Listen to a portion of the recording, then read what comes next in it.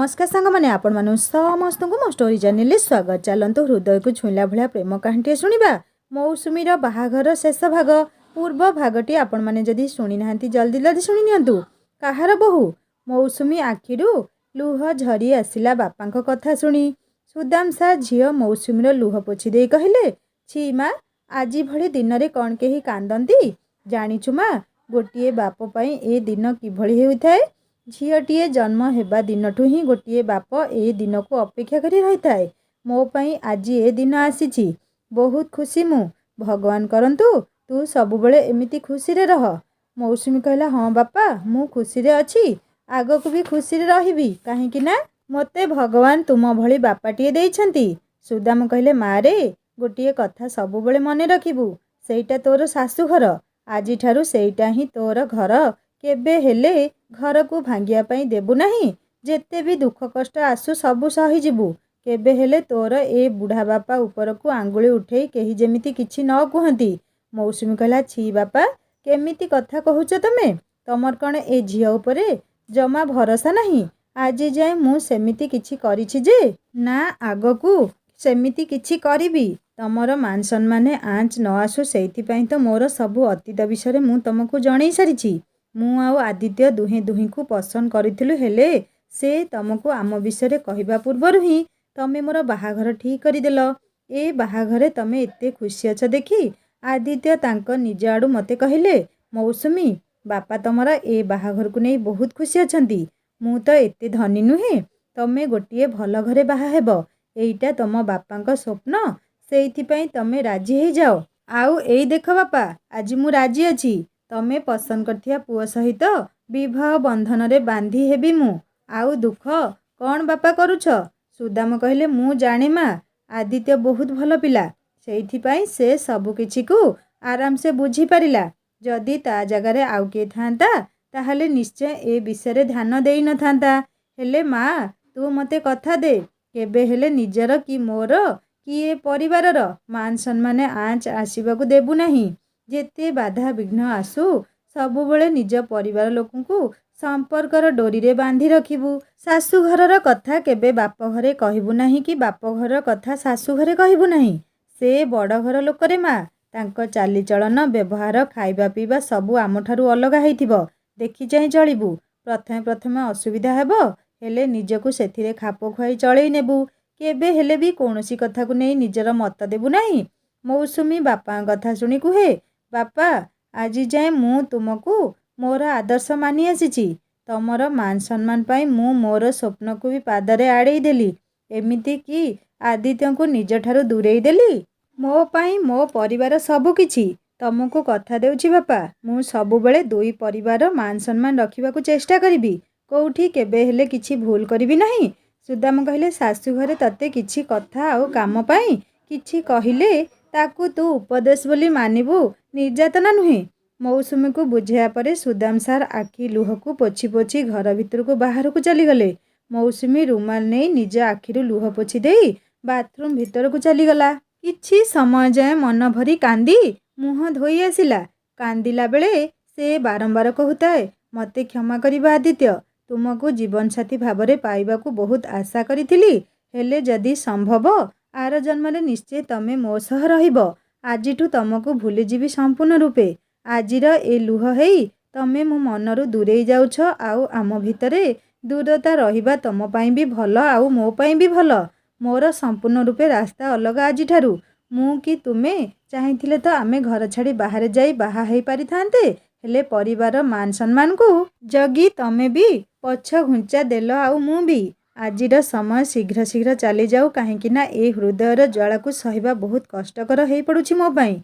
बहारू हठात सांग मानकर डाक शुणी मौसुमी मुह को भल भाव धोई दे आसिला। तार सांग माने ताकू पुणी थरे सजेई देले।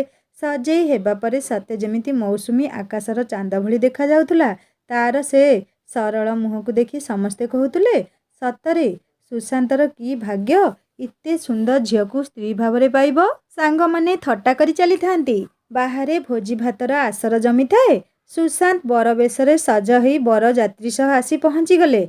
समस्ते नाच गीतरे मशगुल थांती। मौसुमी को घर भितरे छाड़ी तार सांग माने बाहर को चली आसले बर देखिया पाई। ମୌସୁମୀ ପୁଣି ଥରେ ନିଜକୁ ଭାରି ଏକୁଟିଆ ଏକୁଟିଆ ମନେ କରୁଥାଏ। ବରଯାତ୍ରୀଙ୍କୁ ଦେଖି ସୁଦାମ ଆଉ ଦିବ୍ୟ କାମରେ ଲାଗି ପଡ଼ିଥାନ୍ତି।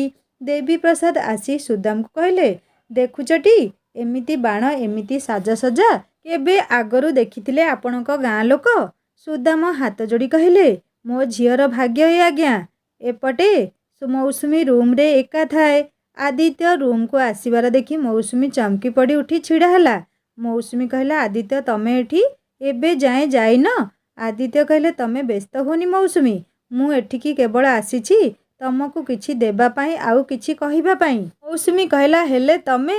ଆଦିତ୍ୟ ମୌସୁମୀ ହାତକୁ ଗୋଟିଏ ଛୋଟ ଉପହାର ବାକ୍ସ ବଢ଼େଇ ଦେଇ କହିଲେ, ମୌସୁମୀ, ମୁଁ ଜାଣେ ତମକୁ ମୁଁ ଯେତିକି ଭଲ ପାଏ ତମେ ମୋତେ ସେମିତି ସେତିକି ଭଲ ପାଅ। ହେଲେ ହୁଏତ ଏ ଜନ୍ମରେ ଲେଖା ହିଁ ନଥିଲା ଆମର ଏକାଠି ହେବାର। ସେଇଥିପାଇଁ ଆମେ ଏକାଠି ହେଇପାରିଲେ ନାହିଁ। ହେଲେ ମୌସୁମୀ, ଏ ଉପହାରଟା ମୋର ତମ ପାଇଁ ଭଲ ପାଇବା। ବାହାରେ ବର ଆସିଲାଣି। ସୁଶାନ୍ତ ବହୁତ ସୁନ୍ଦର। ତମ ସହିତ ଯୋଡ଼ି ଖୁବ୍ ଭଲ ମାନିବ। ମୌସୁମୀ କହିଲା, ପ୍ଲିଜ୍ ଆଦିତ୍ୟ, କେତେ ଆଉ କଷ୍ଟ ଦେବ ମୋତେ? ଏସବୁ କହି ତମେ ମୋତେ କଷ୍ଟ ଦେବାକୁ ଚାହୁଁଛ ନା? ମୋ ମନ ଆତ୍ମା ସବୁ ତ ମରିସାରିଲାଣି। ଏବେ ଖାଲି ଯାହା ଏ ଦେହରେ ଜୀବନଟା ଅଛି ସେତକ ଚାଲିଗଲେ ସମସ୍ତେ ଖୁସି ହେବେ। ଆଦିତ୍ୟ ମୌସୁମୀ ପାଟିରେ ହାତ ଦେଇ କହିଲା, ଛି ମୌସୁମୀ, ଏମିତି କ'ଣ ସବୁ କହୁଛ? ଏ ବାହାଘର ମୁଁ ଚାହିଁଥିଲେ ଭାଙ୍ଗି ଦେଇ ପାରିଥାନ୍ତି। ହେଲେ ସୁଶାନ୍ତ ବହୁତ ଭଲ ଆଉ ଧନୀ ବି। ତମେ ସେଠି ବହୁତ ଖୁସିରେ ରହିବ ଆଉ ତମ ଖୁସିରେ ହିଁ ମୋର ଖୁସି। ମୋର ଏସବୁ କଥା ତମକୁ କଷ୍ଟ ଦେବା ପାଇଁ ନଥିଲା। ଜାଣିଛ ମୌସୁମୀ, ଭଲ ପାଇବାର ଅର୍ଥ ସବୁବେଳେ ହାସଲ କରିବା ନୁହେଁ। ବେଳେବେଳେ ତ୍ୟାଗ ହିଁ ପ୍ରକୃତ ଭଲ ପାଇବା ହେଇଥାଏ। ଆଉ ମୁଁ ମୋ ଭଲ ପାଇବାକୁ ଏ ତ୍ୟାଗର ଶିକୁଳିରେ ବାନ୍ଧି ରଖିବା ପାଇଁ ଚାହେଁ। ଆମେ ସ୍ୱାମୀ ସ୍ତ୍ରୀ ହେଇପାରିଲେ ନାହିଁ ସତ, ହେଲେ ଆଜି ମୁଁ ତମକୁ ଗୋଟିଏ କଥା ଦେଉଛି, ଜୀବନରେ ଯଦି କେବେ ମୁଁ ଦରକାର ଆସେ ତାହେଲେ ମୋତେ ନିଶ୍ଚୟ ମନେ ପକେଇବ ମୌସୁମୀ। କିଛି ନହେଲେ ନାହିଁ, ତମର ଜଣେ ଭଲ ବନ୍ଧୁ ହେଇ ମୁଁ ସବୁବେଳେ ତୁମକୁ ସାହାଯ୍ୟ କରିବି। ଗୋଟିଏ ବନ୍ଧୁ ହିସାବରେ ଆମର ଏ ସମ୍ପର୍କକୁ ଅତୁଟ କରି ରଖିବି। ବାସ୍ ଏତିକି କହିବାର ଆସିଥିଲି। ଆସୁଛି ମୁଁ। ନିଜର ଯତ୍ନ ନେବ। ବିବାହ ଆଉ ନୂଆ ରାସ୍ତା ପାଇଁ ଅନେକ ଅନେକ ଶୁଭେଚ୍ଛା ଆଉ ଅନେକ ଅନେକ ଅଭିନନ୍ଦନ ମୋର ବନ୍ଧୁ। ଏତକ କହିଦେଇ ଆଦିତ୍ୟ ଆଖିର ଲୁହକୁ ପୋଛି ପୋଛି ବାହାରକୁ ଚାଲି ଆସିଲେ। ମୌସୁମୀ ହାତରେ ଧରିଥିବା ଉପହାରକୁ ଖୋଲିବା ପାଇଁ ଉଦ୍ୟତ ହେଲା ବେଳକୁ ମୌସୁମୀର ମା ଆସି କହିଲେ, ମା ରେ, ଚାଲେ ବାହାରକୁ, ବେଦୀରେ ତତେ ଖୋଜା ଚାଲିଛି। ମୌସୁମୀକୁ ନେଇ ତାର ମା ବେଦୀରେ ବସେଇ ଦେଲେ। ହୋମନିଆଁରେ ସବୁ ସ୍ୱପ୍ନ ଆଉ ସବୁ ଆଶାକୁ ଜାଳି ଦେବାରେ ଲାଗିଲା ମୌସୁମୀ। ମନରୁ କାଢ଼ିଦେଲା ତାର ସବୁ ଇଚ୍ଛା ଅନିଚ୍ଛାକୁ। ସେପଟେ ବରଯାତ୍ରୀଙ୍କ ଚର୍ଚ୍ଚାରେ ବ୍ୟସ୍ତ ଥାନ୍ତି ସୁଦାମ ଆଉ ଦିବ୍ୟ। କେଉଁଥିରେ କିଛି ଅଭାବ ନ ରହୁ ବୋଲି ପ୍ରଚେଷ୍ଟା କରୁଥାନ୍ତି ଦୁହେଁ। ହେଲେ ହଠାତ୍ ଶୁଣିଲେ କେହି ଜଣେ କହୁଛି, ଆରେ ଏ କି ଖାଇବା ମ? ମଟନ୍ କାଇଁ? ଦିବ୍ୟ ପାଟି ଶୁଣି ଦୌଡ଼ିଗଲା ଆଉ କହିଲା, କ'ଣ ହେଲା ଆଜ୍ଞା? କିଛି ଅସୁବିଧା ହେଲା କି? ଲୋକଟି କହିଲା, କି ଖାଇବା କରିଛ ମ? ଏତେ ବଡ଼ ଲୋକର ପୁଅ ବାହାଘର ଆଉ ତାର ବରଯାତ୍ରୀ ସବୁ ଏଇ ମାଛ ଆଉ ଚିକେନ୍ ଖାଇବେ? ଦେବୀପ୍ରସାଦ ପାଟି ଶୁଣି ଆସିଲେ ଆଉ ସବୁ ଶୁଣିସାରି କହିଲେ, ସୁଦାମ ସାର୍, କ'ଣ ମ ବରଯାତ୍ରୀଙ୍କର ଟିକିଏ ଭଲସେ ଚର୍ଚ୍ଚା କରିପାରିଲ ନାହିଁ? ଆମର ସାରା ସହରରେ ଗୋଟିଏ ନାଁ ଅଛି। ଏତିକି ତ ଭଲସେ କରିବା କଥା ନା? ହଠାତ୍ ଦେବୀପ୍ରସାଦଙ୍କର ଏମିତି ବ୍ୟବହାର ଦେଖି ଦିବ୍ୟ ଡରିଗଲା। ସୁଦାମ ସାର୍ କହିଲେ, ଆଜ୍ଞା କ୍ଷମା କରନ୍ତୁ ସମୁଦି, ହେଲେ ଆପଣ ତ ଜାଣିଛନ୍ତି। ଦେବୀପ୍ରସାଦ କହିଲେ, ଆଚ୍ଛା ହଉ ଛାଡ଼ ସେସବୁ କଥା। ଲୋକ ଏଠି ନ ଖାଇଲେ ନାହିଁ, ଆମ ସେପଟେ ଖାଇବେ। ଆମେ 3 ଦିନ ପରେ ଆମ ପୁଅର ରିସେପ୍ସନ୍ ଦେବୁ। ତମ ଏପଟ ଲୋକଙ୍କୁ ନେଇକରି ଯିବ ସେଠିକି, ଦେଖିବ ଆମର କି ଖାଇବା ସେଠି। ସୁଦାମ ସାର୍ଙ୍କ ମୁହଁ ଟିକେ ଛୋଟିଆ ହୋଇଗଲା। ଦିବ୍ୟ ଜାଣିପାରି କହିଲା, ବାପା, ଏମିତି ଛୋଟମୋଟ ଘଟଣା ଘଟେ ବାହାଘରେ। ତମେ ଆସ ସେପଟକୁ, ବାହାଘର ଆରମ୍ଭ ହେଲାଣି ପରା। ମୌସୁମୀ ସୁଶାନ୍ତଙ୍କର ବାହାଘର କର୍ମ ଚାଲିଥାଏ। ଦିବ୍ୟଙ୍କୁ କାହିଁକି କେଜାଣି ଅନୁଭବ ହେଲା ଯେ ଦେବୀପ୍ରସାଦ ଟିକେ ଅଲଗା ପ୍ରକାର ବ୍ୟବହାର କରୁଛନ୍ତି। ଏମିତି ତ ସେ କେବେ କହୁନଥିଲେ ବାହାଘର ପୂର୍ବରୁ, ଆଜି ଏମିତି ହଠାତ୍ କାହିଁକି? ତାକୁ ଲାଗିଲା ଯେମିତି ଦେବୀପ୍ରସାଦ ତାକୁ ଆଉ ତା ପରିବାରକୁ ନୀଚ ଦେଖାଇବା ପାଇଁ ଚେଷ୍ଟା କରୁଛନ୍ତି। ମନରେ ତାର ଅନେକ ଦ୍ୱନ୍ଦ୍ୱ ଆଉ ପ୍ରଶ୍ନ ତାକୁ ଆନ୍ଦୋଳିତ କରୁଥାନ୍ତି। ବାହାଘର ମଝିରେ ସୁଦାମ ସାର୍ 2 ଲକ୍ଷ ଟଙ୍କା ନେଇ ଦେବୀପ୍ରସାଦଙ୍କ ହାତକୁ ବଢ଼େଇ ଦେଲେ। ଯଥା ରୀତିନୀତି ଅନୁସାରେ ବିବାହ ସମ୍ପନ୍ନ ହେଲା। ଏବେ ସମୟ ଆସିଲା ମୌସୁମୀର ବିଦାୟ ବେଳ। ସୁଦାମ ସାର୍ ଆଉ ତାଙ୍କ ସ୍ତ୍ରୀ ନିଜକୁ ସମ୍ଭାଳି ପାରିଲେ ନାହିଁ। ମୌସୁମୀର କାନ୍ଦ ଦେଖି ଉପସ୍ଥିତ ଥିବା ସବୁ ଲୋକଙ୍କ ଆଖିରୁ ଲୁହ ଝରି ଆସୁଥାଏ। ସୁଶାନ୍ତଙ୍କ ସହିତ ମୌସୁମୀ ବିବାହ ପରେ ଦୁହେଁ ସୁସଜ୍ଜିତ ଗାଡ଼ିରେ ସହର ଅଭିମୁଖେ ବାହାରିଗଲେ। ପଛ ଗାଡ଼ିରେ ଦେବୀପ୍ରସାଦ, ବଡ଼ ପୁଅ ସୁବ୍ରତ ଯାଉଥାନ୍ତି। ପ୍ରାୟ 2-3 ଘଣ୍ଟା ପରେ ଯାଇ ସେମାନେ ପହଞ୍ଚିଗଲେ ଦେବୀପ୍ରସାଦଙ୍କ ଘର ଆଗରେ। ମୌସୁମୀକୁ ସବୁ ରୀତିନୀତି ଅନୁସାରେ ଗୃହ ପ୍ରବେଶ କରାଗଲା। ସବୁ ମୁହଁ ଅଜଣା ଥିଲା ମୌସୁମୀ ପାଇଁ। ତାକୁ ଲାଗୁଥିଲା ସତେ ଯେମିତି ସବୁ ଜଣେ ଜଣେ ଶତ୍ରୁ ତାର। ଜଣେ ଜଣେ କରି ସମସ୍ତେ ଆସୁଥାନ୍ତି ବୋହୂ ଦେଖିବା ପାଇଁ। କିଏ କହୁଥାଏ, ଝିଅଟା ଆଉ ଟିକେ ଗୋରା ହେଇଥିଲେ ଆମ ସୁଶାନ୍ତକୁ ଭଲ ମାନିଥାନ୍ତା। ଆଉ କିଏ କିଏ ଆସି ଗୋଡ଼ଠାରୁ ମୁଣ୍ଡ ପର୍ଯ୍ୟନ୍ତ ମୌସୁମୀକୁ ଚାହୁଁଥାନ୍ତି। ତା ଦେହର ସବୁ ଗହଣାକୁ ତନ୍ନ ତନ୍ନ କରି ପରୀକ୍ଷା କରୁଛନ୍ତି। ଆଉ ଶେଷରେ କିଏ କହିଦେଇ ଯାଉଛି, ଏତେ ବଡ଼ ଘରର ବୋହୂ ଏତିକି ସୁନା ଆଣିଛି। ଆଉ କିଏ କହୁଛି, ଏତେ ଛୋଟ ଆଉ କମ୍ ଓଜନ ହାର କ'ଣ ଦେଇଛନ୍ତି ମ? ଆଉ କିଏ କହୁଛି, ଝିଅକୁ କ'ଣ ଘରେ ଖାଇବାକୁ ଦେଉନଥିଲେ କି? ଏତେ ପତଳା କ'ଣ ହେଇଛି? କିଏ ହାତ ଟାଣି ନେଇ ଦେଖୁଥିଲା ତ ଆଉ କିଏ ପାଦ। ମୌସୁମୀକୁ ଲାଗୁଥିଲା ଯେମିତି ସେ ଗୋଟିଏ ଚିଡ଼ିଆଖାନାକୁ ଆସିଛି ଆଉ ସମସ୍ତେ ତାକୁ ନୂଆ କରି ଦେଖୁଛନ୍ତି ଆଉ ଉପଭୋଗ କରୁଛନ୍ତି। ମୌସୁମୀ ଜାଣିଛି ସେ ସବୁ ହୁଏ। ନୂଆ ବୋହୂ ଦେଖିବା ପାଇଁ ସମସ୍ତେ ଧାଇଁ ଆସନ୍ତି। ହେଲେ କ'ଣ ଆଣିଛି? କି ଜିନିଷ ଆଣିଛି? ଆହୁରି ଆଣିଥିଲେ ଭଲ ହେଇଥାନ୍ତା। ଏସବୁ କଥା ତାକୁ ଭାରି ଅଣନିଶ୍ୱାସୀ କରି ଦେଉଥାଏ। ଯେମିତି ସେମିତି କରି 2 ଦିନ କଟିଗଲା। ସେଦିନ ଥାଏ ରିସେପ୍ସନ୍ ପାର୍ଟି। ମୌସୁମୀକୁ ସଜ କରି ଆଣି ଷ୍ଟେଜ୍ ଉପରେ ବସେଇ ଦିଆଗଲା। ହେଲେ ଅନେକ ସମୟ ଯାଏ ସୁଶାନ୍ତଙ୍କର ଦେଖା ନଥାଏ। ମୌସୁମୀର ଆଖି ବାରମ୍ବାର ସୁଶାନ୍ତକୁ ଖୋଜୁଥାଏ। ତନୁଜା ଦେବୀ ଆସି ମୌସୁମୀ ସହ ଫଟୋ ଉଠେଇଲା ବେଳେ ମୌସୁମୀ ସାହସ କରି କୁହେ, ବୋଉ, ସୁଶାନ୍ତ କୁଆଡ଼େ ଯାଇଛନ୍ତି? ସେ ତ ଏଠି ରହିବା କଥା ନା। ତନୁଜା ଦେବୀ ଟିକେ ଗମ୍ଭୀର ସ୍ୱରରେ କହିଲେ, ଶୁଣ, ଆମେ ହାଇ ପ୍ରୋଫାଇଲ୍ ଲୋକ। ତୁ ଏମିତି ମୋତେ ବୋଉ କି ମା ବୋଲି ଡାକିବୁ ନାହିଁ। ମମ୍ ଡାକେ। ସୁଶାନ୍ତ, ତୁ ମୋତେ 2 ଜଣ ଯାକ ମମ୍ ବୋଲି ହିଁ ଡାକିବ। ଆଉ ମୋ ପୁଅ ତତେ ବାହା ହେଲା ବୋଲି କ'ଣ ତାର ଆଉ କିଛି ଖୁସି ନାହିଁ କି? ସେ କ'ଣ ତା ଇଚ୍ଛାରେ କିଛି କରିବ ନାହିଁ କି? ସେ କୁଆଡ଼େ ଯାଇଛି ତୋର ଜାଣିବା ଦରକାର ନାହିଁ। ତୁ ତୋ କାମରେ ମନ ଦେ। ଆଉ ହଁ, ସମୟ ହେଲେ ସେ ଘରକୁ ଆସିଯିବ। ଦେବୀପ୍ରସାଦ ବାବୁ ସେତିକିବେଳେ ଷ୍ଟେଜ୍ ଉପରକୁ ଆସି କହିଲେ, ତନୁଜା, ଆଜି ତମ ପୁଅର ବାହାଘର ଖୁସିରେ ପାର୍ଟି ରଖାଯାଇଛି। ଆଉ ଆଜି ଭଳି ଦିନରେ ସେ ଏଇଠି ବୋହୂ ପାଖରେ ରହିବା କଥା। କୁଆଡ଼େ ଗଲା ସେ? ତନୁଜା ଦେବୀପ୍ରସାଦଙ୍କ ହାତ ଟାଣି ନେଇ ଗୋଟିଏ କୋଣକୁ ଯାଇ କହିଲେ, ମୋ ପୁଅ ଉପରେ ଚିଲେଇଲେ କ'ଣ ହେବ? ନିଜ ପୁଅକୁ ନିଜେ ଆୟତ୍ତରେ ରଖିଲ ନାହିଁ। ସେ ତ ମନା କରୁଥିଲା ବାହା ହେବାକୁ। ହେଲେ ତମେ ଜୋର କରି ତାକୁ ବାହା କରେଇଛ। ଏବେ ମୋତେ କହିଲେ ମୁଁ କ'ଣ କରିବି? ପୁଣି କ'ଣ ନା ଗୋଟିଏ ଝିଅ ଆଣିଛ ଗାଁରୁ। କିଛି ଆଭିଜାତ୍ୟ ବୋଲି ନାହିଁ ତାଙ୍କର। ଦେବୀପ୍ରସାଦ କହିଲେ, ଚୁପ୍ କର ତନୁଜା। ଯଦି କିଏ ଶୁଣିବ ଏଠି ତାହେଲେ ମୁଁ କରିଥିବା ଯୋଜନାଟା ଫସର ପାଲଟିଯିବ। ଏ ସହରରେ ସମସ୍ତେ ଜାଣିଛନ୍ତି ମୋର ଗୋଟିଏ ନାଁ ଅଛି ବୋଲି। ସୁଶାନ୍ତକୁ ଏ ଝିଅ ସହିତ ବାହା ଦେବା ପଛରେ ମୋର ଯୋଜନାଟା କ'ଣ ତମେ ଠିକ୍ ଜାଣିଛ। ହେଲେ ମୋ ଯୋଜନାକୁ ଫଳପ୍ରଦ କରିବା ପାଇଁ ଭୁଲି ଯାଅ ନାହିଁ। ତମେ ସୁଶାନ୍ତ ଆଉ ସୁବ୍ରତ 3 ଜଣ ଯାକ ମୋ ସାଙ୍ଗରେ ରହିବା ପାଇଁ ପ୍ରତିଶ୍ରୁତି ଦେଇଛ। ଏତିକିବେଳେ ସାମ୍ନାରେ ସୁଶାନ୍ତ କିଛି ଝିଅଙ୍କ ମଝିରେ କଥା ହେଇ ହେଇ ଆସୁଥିବାର ଦେଖି ଦେବୀପ୍ରସାଦ ତନୁଜାଙ୍କୁ ଆଖିରେ ଇସାରା କଲେ। ତନୁଜା ସୁଶାନ୍ତଙ୍କ ପାଖକୁ ଯାଇ କହିଲେ, ସୁଶାନ୍ତ, ଟିକେ ଆସିଲୁ ସେପଟକୁ। ତୋ ସହିତ କିଛି କଥା ଅଛି। ସୁଶାନ୍ତ ସେ ଝିଅମାନଙ୍କୁ ମୁଁ 2 ମିନିଟ୍ରେ ଆସୁଛି କହି ତନୁଜାଙ୍କ ସହିତ ଘର ଭିତରକୁ ଗଲେ। ତନୁଜା ସୁଶାନ୍ତ ହାତ ଧରି କହିଲେ, ତୁ ଏସବୁ କ'ଣ କରୁଛୁ? ତୁ କ'ଣ ଭୁଲି ଯାଇଛୁ ଆଜି ତୋର ରିସେପ୍ସନ୍ ପାର୍ଟି ହେଉଛି ବୋଲି? ସନ୍ଧ୍ୟା ବେଳୁ ସେ ଝିଅ ଷ୍ଟେଜ୍ରେ ଏକୁଟିଆ ଛିଡ଼ା ହୋଇଛି। ଆଉ ତୁ କୁଆଡ଼େ ଯାଇଥିଲୁ ଯେ ଏବେ ଫେରୁଛୁ? ସବୁ ଗେଷ୍ଟ ଆସି ତତେ ହିଁ ଖୋଜୁଛନ୍ତି। ସୁଶାନ୍ତ କହିଲା, ମୁଁ ତ ତମମାନଙ୍କୁ କହିନଥିଲି ମୋର ବାହାଘର କରିବା ପାଇଁ। ମୁଁ ତ ସମ୍ପୂର୍ଣ୍ଣ ଭାବେ ମନା କରି ଦେଇଥିଲି ସଫା ସଫା ଏ ବାହାଘର ପାଇଁ। ହେଲେ ତମେମାନେ ହିଁ ମୋତେ ବାଧ୍ୟ କରିଛ ଏ ଝିଅକୁ ବାହା ହେବାକୁ। ତନୁଜା କହିଲେ, ଯେତେ ଯାହା ହେଲେ ବି ସେ ଏବେ ତୋର ସ୍ତ୍ରୀ। ତୋ ବାପାଙ୍କ କଥା କ'ଣ ତୁ ଜାଣିନୁ? ସୁଶାନ୍ତ କହିଲା, ସବୁ ଜାଣିଛି। ଆଉ ସବୁ ଜାଣି ଚୁପ୍ ରହିବାର କାରଣଟା ବି ତମେ ଭଲ ଭାବରେ ଜାଣିଛ। ସେଇଥିପାଇଁ ମୋତେ ଜମା ବି ବିରକ୍ତ କର ନାହିଁ। ତନୁଜା କହିଲେ, ହେଲେ ସୁଶାନ୍ତ, ତୁ ବୁଝୁନୁ କ'ଣ ପାଇଁ? ବେଟା, ତୁ ଯାଇ ଏବେ ଷ୍ଟେଜ୍ ଉପରେ ମିଛ ହସ ହସିବାର ଅଭିନୟ କରି ତାପରେ ଆମେ ଆଉ ତତେ କିଛି ବି କହିବୁ ନାହିଁ। ସୁଶାନ୍ତ କହିଲା, ମିଛ ହସ? ବାଃ ମା ବାଃ। ଆଉ କେତେ ମିଛ ହସ ହସିବି ମୁଁ?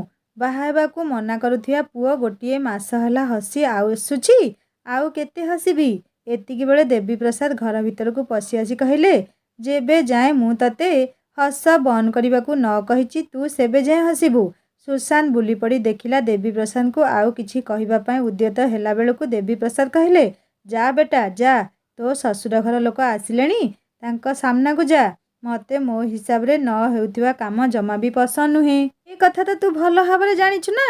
ଆଉ ସବୁ ଜାଣିବି ଏମିତି ଭୁଲ କରିବା ପାଇଁ ଯଦି ଚେଷ୍ଟା କରୁ ତାହେଲେ ଫଳ କ'ଣ ହେବ ଠିକ୍ ଜାଣିପାରୁଥିବୁ। ଦେବୀପ୍ରସାଦଙ୍କର ଏ କଥା ଶୁଣି ସୁଶାନ୍ତ ମୁହଁରେ ଚିନ୍ତାର ଛାଇ ବିଛୁରି ହୋଇଗଲା। ସେ ଚୁପଚାପ ହେଇ ଷ୍ଟେଜ୍ ଉପରକୁ ଚାଲିଗଲା। ଆଉ ମିଛ ଅଭିନୟ କରିବା ଆରମ୍ଭ କରିଦେଲା। ମୌସୁମୀ ସହ ଫଟୋ ଉଠେଇବା ସହିତ ମୁହଁରେ ଗୋଟିଏ ଆକର୍ଷିତ ହସକୁ ବଜାୟ ରଖିଥାଏ ସୁଶାନ୍ତ। ଭୋଜି ସରିବା ପରେ ସମସ୍ତେ ଯିଏ ଯାହା ବାଟରେ ଚାଲିଗଲେ। ମୌସୁମୀକୁ ନେଇ ଗୋଟିଏ ସୁନ୍ଦର ସୁସଜ୍ଜିତ ଘର ଭିତରେ ବସେଇ ଦେଲେ। ଘରଟି ଫୁଲରେ ସଜା ହୋଇଥାଏ। ମୌସୁମୀ ବସି ସୁଶାନ୍ତର ଆସିବା ବାଟକୁ ଅପେକ୍ଷା କରିଥାଏ। ଅନେକ ସମୟ ବିତିଯିବା ପରେ ସୁଶାନ୍ତ ଘର ଭିତରକୁ ଆସିଲେ। ମୌସୁମୀ କିଛି କହିବା ପୂର୍ବରୁ ସୁଶାନ୍ତ କହିଲେ, ଶୁଣ, ହୁଏତ ସମାଜ ଆଖିରେ ଆମେ ବିବାହ କରିଛେ, ହେଲେ ମୋଠାରୁ କେବେ ବି ଗୋଟିଏ ସ୍ୱାମୀର ଭଲ ପାଇବା ଆଶା ରଖିବ ନାହିଁ। ଦୁନିଆ ଆଗରେ ଆମେ ସ୍ୱାମୀ ସ୍ତ୍ରୀ ହେଇଥାଇପାରୁ, ହେଲେ ଏତିକି ମନେ ରଖିବ, ମୁଁ ତମର କେହି ନୁହେଁ କି ତମେ ବି ମୋର କେହି ନୁହେଁ। ମୋତେ ମୋ ଜୀବନକୁ ନେଇ କେବେ ବି କୌଣସି ପ୍ରଶ୍ନ କରିବ ନାହିଁ। ମୁଁ ଏ ବାହାଘରେ ରାଜି ନଥିଲି କି କେବେ ବି ତମକୁ ମୋ ସ୍ତ୍ରୀ ହେବାର ସୌଭାଗ୍ୟ ଦେବି ନାହିଁ। ସୁଶାନ୍ତଠାରୁ ସବୁ ଶୁଣିବା ପରେ ମୌସୁମୀର ସ୍ୱପ୍ନର ଘର ଯେମିତି ଭୁଷୁଡ଼ି ପଡ଼ିଲା। ବିବାହର ପ୍ରଥମ ରାତିରେ ସୁଶାନ୍ତଙ୍କଠାରୁ ଏମିତି ବ୍ୟବହାର କେବେ ବି ଆଶା କରିନଥିଲା ମୌସୁମୀ। ସୁଶାନ୍ତଙ୍କ ଜୀବନରେ ଅନ୍ୟ କେହି ଅଛି ବୋଲି ଭାବିନେଲା ମୌସୁମୀ। ସୁଶାନ୍ତ ସେଦିନ ରାତିରେ ଛାତ ଉପରକୁ ଶୋଇବା ପାଇଁ ଚାଲିଗଲେ। ମୌସୁମୀ ଝରକା ପାଖକୁ ଯାଇ ଆକାଶକୁ ଚାହିଁ ରହି ଭାବୁଥାଏ ତାର ଅତୀତର ଜୀବନ ଆଉ ବର୍ତ୍ତମାନ ଜୀବନ ଭିତରେ ଥିବା ପାର୍ଥକ୍ୟକୁ। ରାତି ପାହି ସକାଳ ହେଲା। ଆଉ ସକାଳ ହେବା ସହିତ ଆରମ୍ଭ ହୋଇଗଲା ମୌସୁମୀ ଉପରେ ନିର୍ଯାତନା। ହଠାତ୍ ତନୁଜା ଦେବୀ ଘରର ସବୁ ଚାକର ଆଉ ଚାକରାଣୀଙ୍କୁ ଘରୁ ବାହାରି ଯିବା ପାଇଁ କହିଲେ। ଆଉ ଘରର ଯାବତୀୟ କାମ ମୌସୁମୀକୁ କରିବା ପାଇଁ ବାଧ୍ୟ କଲେ। ରୋଷେଇ କରିବାଠୁ ଆରମ୍ଭ କରି ବାସନ ମାଜିବା, ଲୁଗା ସଫା କରିବା, ବଗିଚା କାମ କରିବା, ଏମିତିକି ଗୋଟିଏ ମିନିଟ୍ ତାକୁ ବସିବା ପାଇଁ ବି ଫୁର୍ସତ ଦେଉନଥିଲେ। ସୁଶାନ୍ତ ଆଗରେ ସବୁକିଛି ହେଉଥିଲେ ବି ସେ ଚୁପ୍ ରହୁଥିଲେ। ଭାଗ୍ୟକୁ ଆଦରି ପଡ଼ି ରହିଥାଏ ମୌସୁମୀ। ବେଳେବେଳେ ଭାବେ ଏସବୁର ବିରୋଧ କରିବ, ହେଲେ ସାହସ ଜୁଟେଇ ପାରେ ନାହିଁ। କାହିଁକିନା ସେ ଜାଣିଥିଲା ଏଠି ତାର ସାଙ୍ଗରେ ଛିଡ଼ା ହେବା ପାଇଁ କେହି ନାହାନ୍ତି। ସମସ୍ତେ ତାର ଶତ୍ରୁ। ଧୀରେ ଧୀରେ ସେ ସବୁକିଛି ଜାଣିପାରିଲା। ଦେବୀପ୍ରସାଦ ଜଣେ ଅସାମାଜିକ ବ୍ୟକ୍ତି। ଆଉ ତାଙ୍କର ପୂରା ପରିବାର ସାରା ଦୁନିଆ ଆଗରେ ଭଲ ହେବାର ମୁଖା ପିନ୍ଧି ବୁଲୁଛନ୍ତି। ଦିନେ ରାତିରେ ମୌସୁମୀ ସୁଶାନ୍ତ କାହା ସହିତ ଫୋନରେ କଥା ହେଉଥିବାର ଶୁଣିଲା। ସୁଶାନ୍ତ କଥା ହେଉଥାନ୍ତି, ଭାଇ, ଆଉ ସହି ହେଉନାହିଁ ଏ କଷ୍ଟ। ଏଠି ଏମିତି ପଡ଼ି ରହିବା ଅପେକ୍ଷା ମରିଯିବାକୁ ବେଶୀ ପସନ୍ଦ କରିବି ମୁଁ। ମୋ ପାଇଁ ସେମାନେ ଗୋଟିଏ ନିରୀହ ଝିଅକୁ ଆଣି ମଧ୍ୟ ଏଠି କଷ୍ଟ ଦେଉଛନ୍ତି। ମୁଁ ଖାଲି ଅପେକ୍ଷା କରିଛି ସେଇ ଦିନକୁ ଯେଉଁଦିନ ମୁଁ ସେ ରାକ୍ଷସଙ୍କ କବଳରୁ ମୋ ବାପା ମାଙ୍କୁ ରକ୍ଷା କରିବି। ସେଇ ଦିନ ହିଁ ମୁଁ ଏମାନଙ୍କଠାରୁ ପ୍ରତିଶୋଧ ନେବି। ଗୋଟି ଗୋଟି କରି ପ୍ରତିଶୋଧ ନେବି। ଏସବୁ ଶୁଣିବା ପରେ ମୌସୁମୀ ମୁଣ୍ଡରେ ଚଡ଼କ ପଡ଼ିଲା ଭଳି ଲାଗିଲା। ସେ ବୁଝିନେଲା ଯେ ଏଠି ଏ ଘର ଭିତରେ ଅନେକ ରହସ୍ୟ ଲୁଚି ରହିଛି। ସେ ସବୁବେଳେ ଲକ୍ଷ୍ୟ କରିଥିଲା ସୁଶାନ୍ତ ସବୁବେଳେ ଚିନ୍ତାରେ ରହୁଛନ୍ତି ଆଉ ଘରୁ ବେଶୀ ସମୟ ବାହାରେ ରହୁଛନ୍ତି। ହେଲେ ମୌସୁମୀ ଥିଲା ନିରୁପାୟ। ଏଠି ତ ତାକୁ ଘରୁ ବାହାରକୁ ପାଦ କାଢ଼ିବା ପାଇଁ ମନା। ସେ ବା କ'ଣ କରିବ? କ'ଣ କାହାଠୁ ବୁଝିବ? ଅନେକ ଦିନ ପରେ ସୁଦାମ ଦିନେ ଆସିଲେ ମୌସୁମୀକୁ କିଛି ଦିନ ପାଇଁ ଘରକୁ ନେବା ପାଇଁ। ଦେବୀପ୍ରସାଦ ବହୁତ କଷ୍ଟରେ ଅନୁମତି ଦେଲେ। ଆଉ ତନୁଜା ଦେବୀ ମୌସୁମୀକୁ ଧମକ ମଧ୍ୟ ଦେଲେ ଯେମିତି ଘରକୁ ଯାଇ ସେ କିଛି ପାଲା ସୃଷ୍ଟି ନ କରୁ। ମୌସୁମୀ ଘରକୁ ଆସିଲା। ଅନେକ ଚିନ୍ତା କଲା ସବୁ ବିଷୟରେ। ଶେଷରେ ନିଷ୍ପତ୍ତି ନେଲା ଘରେ ସବୁ ଜଣେଇ ଦେବା ପାଇଁ। ଦିନେ ସୁଯୋଗ ଦେଖି ସେ ସୁଦାମ ସାର୍ଙ୍କୁ ସବୁ ଜଣେଇ ଦେଲା। ମୌସୁମୀ ଭାବିଥିଲା ବାପା ତା କଷ୍ଟକୁ ବୁଝିବେ, ତାକୁ ସାହାଯ୍ୟ କରିବେ, ହେଲେ ସୁଦାମ ସାର୍ ସବୁ ଶୁଣିବା ପରେ କହିଲେ, ମୌସୁମୀ, ତୁ ଏସବୁ କ'ଣ କହିଯାଉଛୁ? ନା, ଏସବୁ ମିଛ। ସେମାନେ କେବେ ବି ଏଭଳି ମଣିଷ ହେଇନଥିବେ। ଆଉ ତୁ ଯାହା ସବୁ କହୁଛୁ ଯଦି ବି ସତ, ତାହେଲେ ମାରେ, ମୁଁ କହିବି ତୁ ଚୁପ୍ ହେଇ ସବୁ ସହିଯା। କାହିଁକିନା ଯଦି ଏସବୁ ବିଷୟରେ ସମାଜ ଜାଣିବ ତାହେଲେ ଅନେକ ନିନ୍ଦା ଅପମାନ ମୋତେ ଶୁଣିବା ପାଇଁ ପଡ଼ିବ। ବଡ଼ ଘରେ ଝିଅ ବାହା ଦେଇଛି ବୋଲି ଲୋକମାନେ ଦେଖେଇ ସେଖେଇ ଅନେକ କିଛି କହିବେ। ମାରେ, ତତେ ମୌରାଣ, ତୁ ସବୁ ସହିଯା। ସେମାନେ ତତେ ମାରିଦେଲେ ବି ତୁ ଚୁପ୍ ରହିବୁ, କାହିଁକିନା ତୁ ସେ ଘରର ବୋହୂ ଆଉ ସେଇଟା ତୋର କର୍ତ୍ତବ୍ୟ। ମୌସୁମୀ କହିଲା, ବାପା, जदि बोहू होई सबु दुख कष्ट को सहीजिबा मोर कर्तव्य ताहले मते खुशीरे रखिबा कौन तांकर कर्तव्य नुहे। तमे जणे शिक्षक बापा, तमठारु मु एसबु आशा करि नथिली। अन्याय विरुद्धरे लढ़िया पई परा तमे शिखैथिल।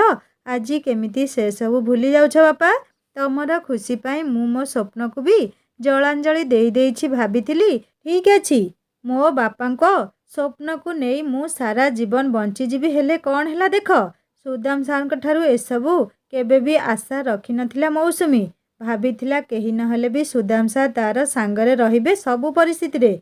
जोठी से बापांक ठारू एमिति कथा सुनिला सेठी से निज भाई आउ मां को किछि जणैबा पई उचित मने कला नाही।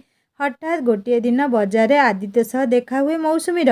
आदित्य मौसुमीर मुह देखि सबु बुझी पारुथाए कि मौसुमी खुशी रे नाही बोली। आदित्यर अनेक थर पचारे परे मौसुमी सबु कथा खोली करी कहि दिए आदित्य आगरे। आदित्य सबु सुनिबा परे मन दुख करे आउ कुहे तमे व्यस्त होनी, मु निश्चय एसबु विषय पता लगई तमको जणई देबी। आदित्यर सहानुभूति पाई मरी जाइथिबा आशा पुणी थरे जीवित होई उठिला मौसुमीर। किछि दिन रहिबा परे मौसुमी घर को फेरिला। पुणी थरे आरंभ हो गला सेई समान अत्याचार। एमिति कि सुब्रत मध्य छाड़ू नथिले सुजोग। मौसुमी लक्ष्य करुथला जे सुशांत मध्य दिन को दिन बेसी मानसिक चाप आड़कू गति करुछंती। दिन राति एथर मद पी पी निशारे रहुछंती। आदित्य सेपटे तथ्य संग्रह करिबारे लागिथाए। मौसुमी एथर बुझी सारी थाए कि एमाने हेउछंती बहुरूपी आउ केउठी ना केउठी सुशांत को मध्य एमाने अत्याचार करुछंती। सुशांत मौसुमी सह केबे खराब व्यवहार करि नथिले मध्य केबे हेले थरे भलरे व्यवहार भी करि नाहंती। दिने आदित्य मौसुमी को देखा करी सबु सत कथा कहला। सबु सत जानिबा परे मौसुमीर पाद तळु जेमिति माटी खसीगला। आदित्य कहिबा अनुसार सुशांत देवी प्रसाद आउ तनुजा देवींको पुओ नथिला।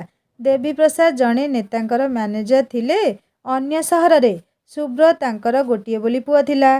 सुशांत बापांक पाखरे काम करुथिले देवी प्रसाद। संपत्ति लोभरे से सुशांत बापांको लुचेई रखिचंती आउ तांको हत्या करिदेबार धमक दे सुशांत द्वारा सबु काम कराउछंती। सुशांत निज बापांक जीवन बंचई रखिया पई एमानकर सबु कथा को मानि निए आउ अत्याचार को भी सही जाए। सुब्रत स्त्री मध्य सबु सत जानी जाइथिबारु ताकू सेमाने मारी देइछंती। आदित्य सुशांत बापा रहिथिबा ठिकाना जागा विषय पता लगे पई चेष्टा करुछि बोली जणई देला। मौसुमी सत सबु जानिबा परे दुर्गा रूप धारण करी आविर्भाव हैला देवी प्रसाद के सामने रे। देवी प्रसाद आउ सुब्रत आगरे मौसुमी तांकर सबु कलाकारनामा खोली देया परे सेमाने भय करी गले आउ दुहे मौसुमी को गोटिए कोठरी भितरे बंद करी देले। घरे सुशांत नथिबार सुजोग देखी दुहे मौसुमी को जीवनरु मारी देबा निष्पत्ति नेले। हेले ताकू मारिबा आगरु सुब्रत निजर पशुत व्यवहार करिबा आरंभ करिदेले। मौसुमीर शरीर को खिन भिन करी उपभोग करिबार लागिला। देवी प्रसाद मध्य मौसुमीर शरीर को सेपटे आदित्य सुशांत सहित भेट हो सबु सत जणैबा परे सुशांत निज बापा मां को से जगार मुकुड़े घर को आणिला बेलकू सबु किछि सरी जाई थाए। मौसुमीर रक्ताक्त शरीर निश्चल होई पड़ी रही थाए घरर चट्टाण रे, जहा खाली आखि मिटिमिटी हेउथाए। मौसुमी को एमिति अवस्था रे सुशांत देखी धाई गले मौसुमी पाखकू। आदित्य सहित मिसी नहीं गले हॉस्पिटल। हॉस्पिटल डाक्तर किछि समय चिकित्सा करिया परे सुशांत को भीतर को जीवा पई कहिले। सुशांत को पाखरे बसिया पई मौसुमी कहिला। सुशांत मौसुमीर हाथ धरी कहिले मते क्षमा करि दियो मौसुमी, मो पई तमर आज अवस्था। मौसुमी कहला नाई सुशांत, तमे भी जीवन रे अनेक किछि सही नेइछ। मते आज खुशी लागुछि तम पई मु किछि करि परिली। झियो थिला बेले मोर बहुत बड़ आशा थिला बड़ चाकरी करिवि आउ मो बापांको गोटिए विलासमय जीवन देवी हेले पारिले नाही। बापांको खुशी को रखिया पई जाई विवाह करनेली। विवाह परे गोटिए सुंदर जीवनर स्वप्न देखिली हेले से भी पूरण हैला नाही। भल पाइबा स्नेह आदर बदलले मिलिला अपमान गाली गुलज। ए सबु मते एइथि पई सहिबाकू पड़िला काईकि ना मु गोटिए झियो। गोटिए झियर कौन किछि भी स्वप्न नाही, किछि भी आशा नाही। मु तमको दोष देउ नाही सुशांत, दोष तो मोर मो भाग्यर। जदि मु गरीब घरे जन्म हेई न थांती ताहेले मो भाग्य रे आउ अलगा किछि थांता। आदित्य ही ए सबु करिछंती। ଯେତେବେଳେ ମୋ ବାପା ମୋ କଥାକୁ ବିଶ୍ୱାସ କଲେ ନାହିଁ ସେତେବେଳେ ଆଦିତ୍ୟ ହିଁ ମୋତେ ସାହାଯ୍ୟ କଲେ ଆଉ ସବୁ ସତକୁ ବାହାରକୁ ଆଣିଲେ। ଏସବୁ କହିବା ପରେ ହଠାତ୍ ନିଶ୍ଚଳ ହେଇଗଲା ମୌସୁମୀର ଶରୀର, ତା ସହିତ ତାର ସବୁ ଆଶା ଆଉ ସ୍ୱପ୍ନ। ଦେବୀପ୍ରସାଦ, ତନୁଜା ଦେବୀ ଓ ସୁବ୍ରତ ତିନି ଜଣଙ୍କୁ ତାଙ୍କ କଲାକର୍ମର ଫଳ ମିଳିଲା ସିନା, ହେଲେ ନ୍ୟାୟ ମିଳିଲା ନାହିଁ ମୌସୁମୀକୁ। ସଫଳ ହେଇପାରିଲା ନାହିଁ ତାର ଆଶା, ପୂରଣ ହେଇପାରିଲା ନାହିଁ ତାର ସ୍ୱପ୍ନ। ଝିଅରୁ ବୋହୂ ହେଇ ପାରିଲା ହେଲେ ମା' ହେଇପାରିଲା ନାହିଁ। ସମୟ ଆଣି ତାକୁ ଏମିତି ଗୋଟିଏ ପରିସ୍ଥିତିରେ ଛିଡ଼ା କରିଦେଲା ଯେ ତାକୁ ତା ପରିବାର ବି ତା କଥାରେ ସହମତି ଦେଲେ ନାହିଁ। ଜୀବନଟା ତାର ଚାଲିଗଲା ଅନ୍ୟାୟ ଅତ୍ୟାଚାର ବାଷ୍ପରୁଦ୍ଧରେ। ମାନେ କାହାଣୀଟିକୁ ଏଇଠି ସମାପ୍ତ କରୁଛି। ଏହି କାହାଣୀରୁ ଆମେ ଶିଖିଲେ ଯେ ସମ୍ପର୍କ ଗଢ଼ାଯାଏ ସମାସ୍କନ୍ଦ ଲୋକମାନଙ୍କ ସହିତ। ସୁଦାମ ସାର୍ ସିନା ନିଜ ଝିଅକୁ ଧନୀ ଘର ଦେଖି ବାହାଘର କରିଥିଲେ, କିନ୍ତୁ ସେ କ'ଣ ଜାଣିଥିଲେ ଝିଅ ଜୀବନରେ ଏତେ ଦୁଃଖ ଅଛି ବୋଲି। କାହାଣୀ କେମିତି ଲାଗିଲା ମୋତେ ନିଶ୍ଚୟ କମେଣ୍ଟ କରି ଜଣାଇବେ। ଆଉ ଯଦି ଭଲ ଲାଗିଥାଏ ଲାଇକ୍ ଟିକେ କରିବେ, ସାଙ୍ଗମାନଙ୍କ ସହିତ ସେୟାର କରିବେ। ଆଉ ଯଦି ମୋ ଚ୍ୟାନେଲରେ ନୂଆ ଅଛନ୍ତି ତାହେଲେ ସବସ୍କ୍ରାଇବ୍ କରି ବେଲ୍ ଆଇକନ୍ ଦବାଇଦେବେ, ଯାହାଫଳରେ ମୁଁ ନୂଆ ନୂଆ କାହାଣୀ ଅପଲୋଡ଼ କଲେ ଆପଣମାନଙ୍କର ନୋଟିଫିକେସନ୍ ପହଞ୍ଚିବ। ଆପଣମାନେ କାହାଣୀକୁ ସର୍ବପ୍ରଥମେ ପଢ଼ିପାରିବେ ଓ ଶୁଣିପାରିବେ। ଏବେ ମୋତେ ବିଦାୟ ଦିଅନ୍ତୁ। ଆଉ ହଁ ସାଙ୍ଗମାନେ, ହିନ୍ଦୀ ଷ୍ଟୋରି ଚ୍ୟାନେଲରେ ନୂଆ କାହାଣୀ ଅପଲୋଡ଼ ହେଇଯାଇଛି, ଭିଜିଟ୍ କରି କାହାଣୀ ଶୁଣନ୍ତୁ। ସବସ୍କ୍ରାଇବ୍ କରିବାକୁ କେବେ ଭୁଲେନି। ରହୁଛି ନମସ୍କାର, ଜୟ ଜଗନ୍ନାଥ।